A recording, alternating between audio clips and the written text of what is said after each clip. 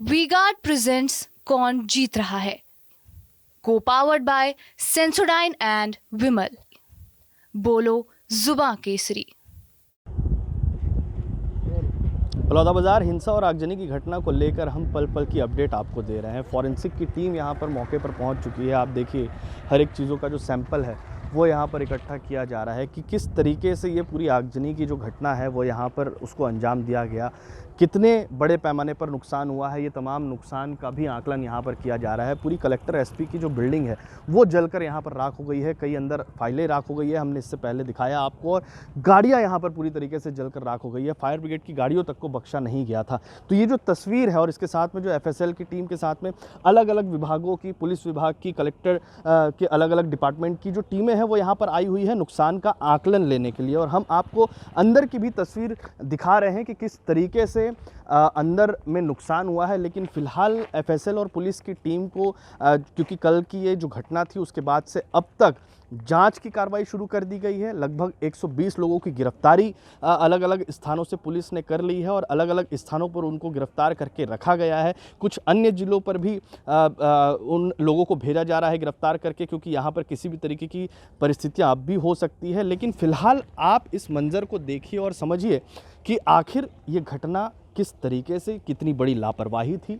सूचना तंत्र पूरी तरीके से फेल था, क्योंकि बताया ये जा रहा है कि इस भवन पर जो आग लगी है उसके लिए पेट्रोल बम लाया गया था। पहले से तैयारी थी इस चीज़ की, छुपा कर लाया गया था छोटे छोटे बोतलों में भरकर। जो कुछ पेट्रोल बम के अवशेष हैं या कुछ पेट्रोल बम के साथ में पेट्रोल भरे हुए बोतल हैं, वो बोतलें भी पुलिस को यहाँ पर और एफएसएल की टीम को, फॉरेंसिक की टीम को यहाँ पर मिली है। लेकिन सवाल ये है कि आखिरकार ये इतनी आसानी से यहाँ तक लाने के बाद इस घटना को अंजाम कैसे दे दिया गया? क्यों पुलिस प्रशासन को इसका पहले से अंदाज़ा नहीं था, जबकि 5 दिनों से लगातार समाज के लोगों के द्वारा प्रदर्शन को लेकर सूचना भी दी गई थी, चेतावनी भी दी गई थी। लेकिन आप ये मंजर देखिए, पुलिस अधीक्षक का ये कार्यालय है, बलौदाबाजार पुलिस अधीक्षक का ये कार्यालय है। आगजनी की घटना बलौदाबाजार के इस कलेक्टर एसपी कार्यालय में भी आप देखिए, मैं आपको अंदर का भी नज़ारा दिखाता हूँ कि कितनी भयावह ये पूरी घटना थी। पुलिस अधीक्षक का ये कार्यालय है, तोड़फोड़ की घटना यहाँ पर हुई है। बताया ये जा रहा है कि पत्थर भी बोरियों में भरकर लाया गया था, पेट्रोल बम भी बोतलों में भरकर बनाकर लाया गया था, और उसके बाद यहाँ पर इस तरीके से आगजनी की घटना और तोड़फोड़ की घटना जो है वो की गई है। ये पूरी तरीके से अंदर जो आगजनी है वो यहाँ पर हुई है। मैं दिखाने की कोशिश करता हूँ। ये एसपी का कार्यालय है, अलग अलग डिपार्टमेंट है, रिकॉर्ड रूम्स हैं, कई स्थानों पर तोड़फोड़ हुआ है और कुछ स्थानों पर जो दस्तावेज हैं, जो सामान सरकारी दस्तावेज रखे हुए थे वो भी यहाँ पर जल चुके हैं। कुछ रिकॉर्ड रूम का भी जो दस्तावेज है वो भी यहाँ पर जल चुका है। देखिए, ये स्थिति भी मैं यहाँ पर आपको दिखाता हूँ। ये आप तस्वीर जो आप देख रहे हैं ये अंदर की तस्वीर है। यहाँ पर तमाम वो दस्तावेज रखे हुए हैं, कंप्यूटर रखा हुआ है, सरकारी सामानों को नुकसान पहुँचाया गया है। उसके साथ में ही आगजनी में कई फाइलें जो हैं वो रिकॉर्ड्स की जलकर खाक हो चुकी हैं। आखिरकार ये तमाम घटना को लेकर सवाल ये उठ रहा है कि आखिर इसके लिए दोषी कौन है? क्या इंटेलिजेंस जो फेल्योर हुआ है, क्या वो उसको लेकर दोषी हैं? क्या पुलिस को पहले से ये अंदाज़ा नहीं था, जब लगातार बार बार बताया जा रहा था कि बड़े संख्या में यहाँ पर उग्र प्रदर्शन की चेतावनी दी गई है और उग्र प्रदर्शन किया जाना है, अन्य ज़िलों से भी जो लोग हैं वो यहाँ पर आ रहे हैं, इस तरीके की जो बातें थी प्रशासनिक अमले को पहले ही बताया गया था। और उसके बाद यहाँ पर जब लोग इकट्ठा होते हैं, गुस्सा भड़कता है, पुलिस की बैरिकेडिंग को तोड़कर लोग आते हैं। और अभी हम पहले माले पर जा रहे हैं। आपको एसपी कलेक्टर दफ्तर की ये तस्वीर, मैं आपको अंदर की तस्वीर दिखा रहा हूँ, जहाँ पर TV9 की ग्राउंड ज़ीरो की टीम पहुँची हुई है, फॉरेंसिक की टीम भी यहाँ पर पहुँची हुई है। ये तमाम सामान, ये देखिए, इस तरफ पूरी आग लगी हुई थी और ये जो तमाम सामान यहाँ पर रखे हुए हैं मैं उसको भी दिखाने की कोशिश करता हूँ। ये कलेक्टर कार्यालय है और कलेक्टर कार्यालय के बाहर में ये तमाम सामान रखे हुए हैं। अलग अलग डिपार्टमेंट के लोग यहाँ पर आ रहे हैं और उनके बीच में किस तरीके की स्थितियाँ हैं वो यहाँ पर समझने की जो कोशिश है वो की जा रही है। मैं आपको अंदर की भी तस्वीर दिखाने की कोशिश करता हूँ।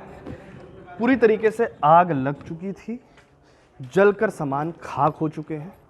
आप इस मंज़र को देखिए और समझिए कि आखिर यहाँ की परिस्थितियाँ क्या रही होंगी। पूरी तरीके से आग लग चुका है और ये सभी सरकारी दस्तावेज हैं। ये भी कलेक्ट्रेट का रिकॉर्ड रूम हो सकता है। आप देखिए ये तमाम सामान यहाँ पर जो रखे हुए थे, कुछ भी नहीं बचा। पूरी तरीके से आग ने सब कुछ जलाकर राख कर दिया है और अब इस राख के ढेर से सबूत बनाने की कोशिश हो रही है कि आखिरकार इस घटना पर कितना नुकसान हुआ है, क्या क्या नुकसान हुआ है। राजस्व का भी हानि हुई है। इसके अलावा कई ऐसी फाइलें थी जो आम जनता की थी, उनको न्याय दिलाने की थी, उनके लिए राहत की थी, सरकार के लिए ज़रूरी थी। आप देखिए इस तस्वीरों को, बुझाने की कोशिश ज़रूर की गई थी लेकिन फिर भी नुकसान बड़ा यहाँ पर हुआ है। अलमारियाँ पूरी तरीके से जलकर राख हो गई हैं, पंखे पूरी तरीके से जलकर मुड़ गए हैं और ये तस्वीर, ये मंजर बताता है कि स्थिति को काबू में किया जा सकता था अगर पहले ही इस घटना को रोकने के लिए पर्याप्त इंतजामात किए जाते, कलेक्टर और एसपी की तरफ से पूरी कोशिश की जाती, सूचना तंत्र अगर उनका मजबूत होता तो कहीं ना कहीं जो ये बातें कही जा रही है कि पत्थर भी भर कर लाया गया था, पहले उस पत्थर से तोड़फोड़ की गई, गाड़ियों को तोड़फोड़ किया गया, फिर पेट्रोल बम भी बनाकर लाया गया था, उससे पहले गाड़ियों में आग लगाई गई, फिर इस भवन में, इस बिल्डिंग में आग लगाई गई और अब ये मंजर कि हर तरफ लोग देख रहे हैं कि कितना नुकसान हुआ है। फॉरेंसिक की टीम, अलग अलग विभागों की टीम यहाँ पर पहुँची हुई है और उन टीमों के ज़रिए कलेक्टर और एसपी दफ्तर के नुकसान का आकलन करना ही अब शेष रह गया है, क्योंकि इसके अलावा बाकी तमाम चीज़ें जलकर पूरी तरीके से खाक हो चुकी हैं। और अब यहाँ पर व्यवस्था ये है, आलम ये है कि कोई भी सरकारी अधिकारी इस दफ्तरों का उपयोग अभी फ़िलहाल नहीं कर सकता। फॉरेंसिक की टीम आएगी, उनके बाद रिपोर्ट सौंपी जाएगी, रिपोर्ट में क्या कुछ होगा उसके हिसाब से अन्य आगे की कार्रवाइयाँ भी की जाएगी। लेकिन सवाल ये है कि इस भयावह मंजर के लिए दोषी कौन है।